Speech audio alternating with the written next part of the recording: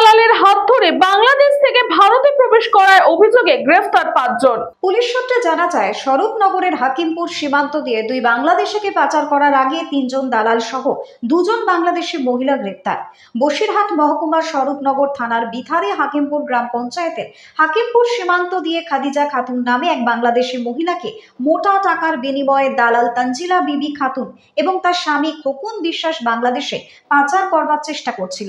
অন্যদিকে রাজিয়া খাতুন নামে এক মহিলাকে বাংলাদেশ থেকে ভারতে পাচার করার সময় বিএসএফ এর 143 নম্বর ব্যাটালিয়নের সীমান্তরক্ষী বাহিনী দালাল আব্দুল কাইয়ুম, যার বাড়ি বাদুরিয়া থানার বাজিতপুর গ্রাম পঞ্চায়েতের সরপরাজপুর এলাকায়, তাদেরকে বিএসএফ আটক করে স্বরূপনগর থানার পুলিশের হাতে তুলে দেয়।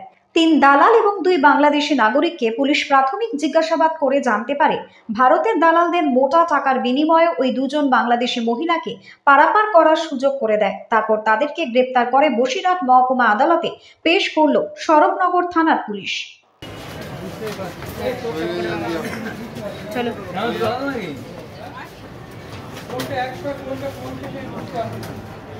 বসিরহাট থেকে সুকান্ত দাসের রিপোর্ট, নিউজ বঙ্গ টাইম।